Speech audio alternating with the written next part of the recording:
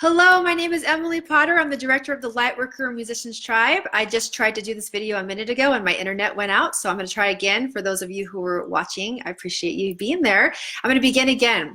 This was a question that was asked in our tribe from one of our tribe sisters, and I felt like it was so profound, and I loved the conversation around it, and I wanted to offer my contribution. So here's the question.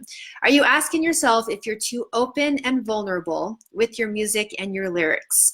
So what happens when we ask this question?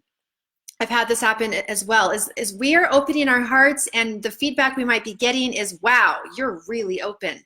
And what happens then is that we might even make people feel uncomfortable because they're not as open and they're not sure how to receive it. And even if that's not the case, you might just within yourself just have that vulnerability that is just really hard and scary. And you ask yourself this question, should I hold back a little bit? Should I just be careful of who I share it with? And maybe, you know, for the public, I can hold back.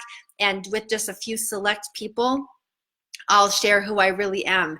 And then I can just, you know, monitor that a little bit better. And then one of the consequences of monitoring it that way and choosing to do that is that you don't feel seen all the way when you're sharing your music. You don't feel like you're expressing the fullness of who you are, and so that's not as fulfilling as it could be. And so you're asking these questions, and it all comes down to asking yourself one very, very important question. And this is the question for you to begin. And what I want to say is the answer to this question is going to give you a lot of peace of mind. There's going to be a lot of secondary feelings that happen from the decision that you make, but asking yourself the question and making a decision based on this question is going to give you a lot of peace of mind on how to go from here. And then you are empowered to make a decision based on the answer that you know. So here's the question. Who is your music medicine for? The first example is that you decide, you know what, I have gotten really clear. I know that my music medicine is for myself, for my own healing, and for just a few select people. That's as far as I want it to ever go. And there you are very clear, and that's what you're setting up, and that's what your music medicine is for.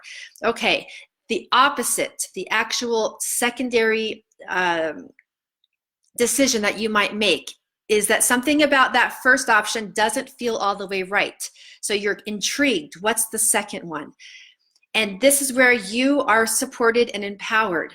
Those in this tribe who know that you are greater, you have a greater calling and a purpose, and your music medicine is for more than just a few people. This is who I'm talking to now. You're a world consciousness leader, and you know that your music gets to affect the world consciousness. You're thinking of the full potential of who you are and the full potential of what your gifts are and the music medicine that you hold. And what happens is that the universe then, if you decide to actually claim yourself as a world consciousness leader, then the world doors open to you. And then you do not then have the luxury to play small anymore, tribe.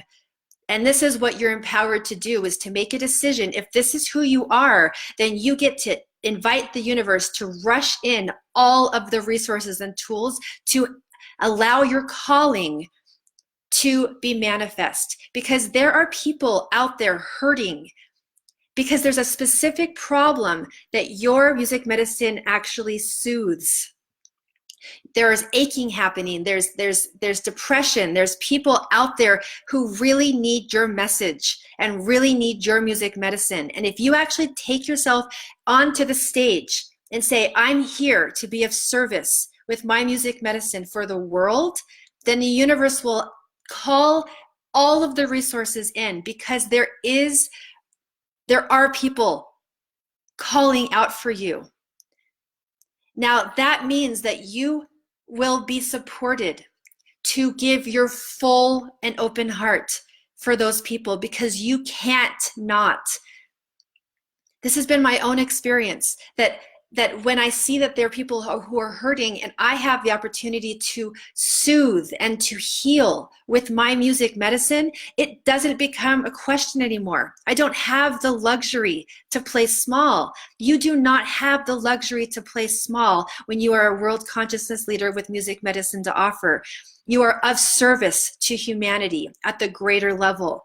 Now, what you have to do then is actually claim it. You start by making the decision, and that's what your invitation is today. So for those of you who know that you came here to be a world consciousness leader and you're just afraid, you're afraid to live the fullness of who you are, private message me. You are fully supported and empowered, and there's many, many resources and tools.